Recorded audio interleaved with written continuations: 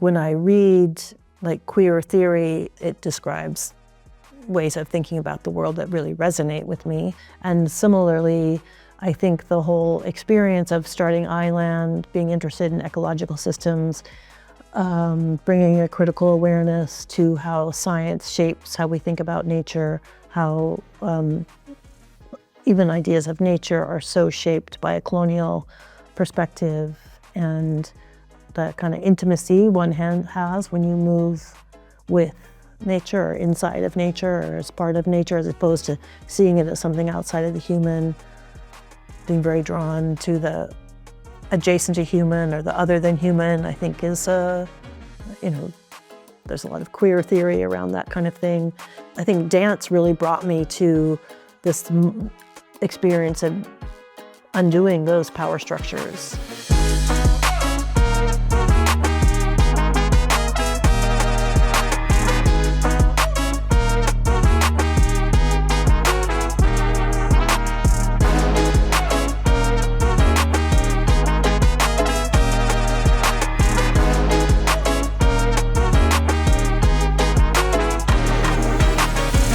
So I got the idea that I would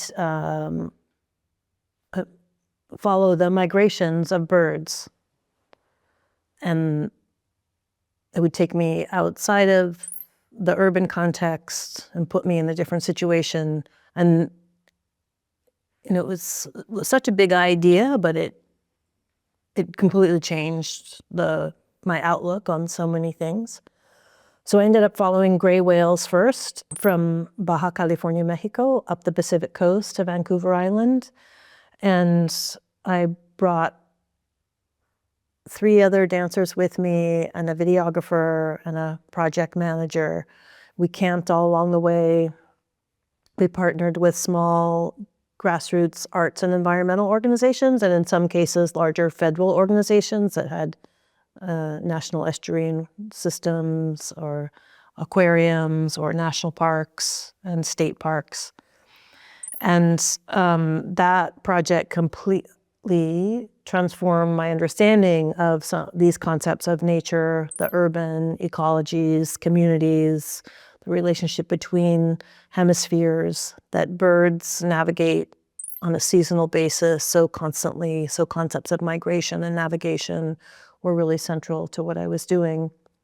And the animals that I chose were the gray whales because they were doing a satellite tracking program. So I was also very interested in the use of technology for understanding something like animals. We're all a way of using dance, choreography, and improvisation to research the world focused through how the body understands and generates knowing or knowledge. So when I finished that project, I was extremely excited by the kinds of conversations and relationships I'd had with scientists, with community organizers, with educators, and I wanted to create a way to support other movement-based artists to continue this sort of interdisciplinary collaboration with others who are interested in the fields around space, science, ecology, activism, something performative or something that's an object to be looked at or to be consumed, and really trying to focus on the ways the research processes of the body dancing and choreographing and improvising might influence the processes of the way a scientist even forms the questions that they're using, or the way they experience the environment. And there was so many linkages that I experienced, which is I think why I got so excited.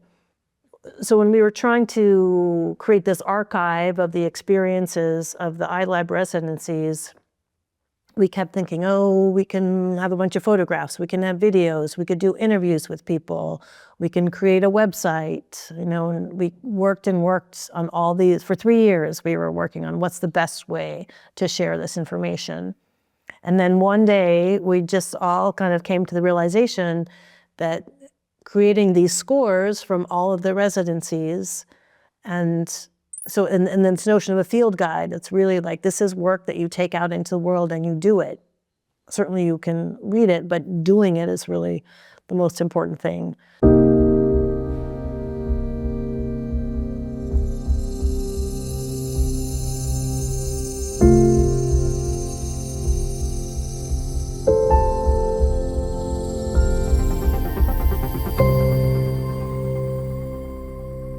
there's something about the colonial history here that feels really different than, say, Mexico or Venezuela.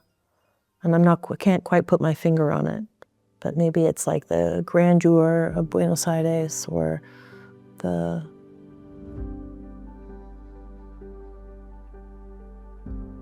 it feels like such a vibrant and intellectual country. And being here in this time with this, like, the cycle of politics here is very different than, it feels so disruptive, but it's also just this rhythm that the country seems to move through. And that feels, hard to grasp also.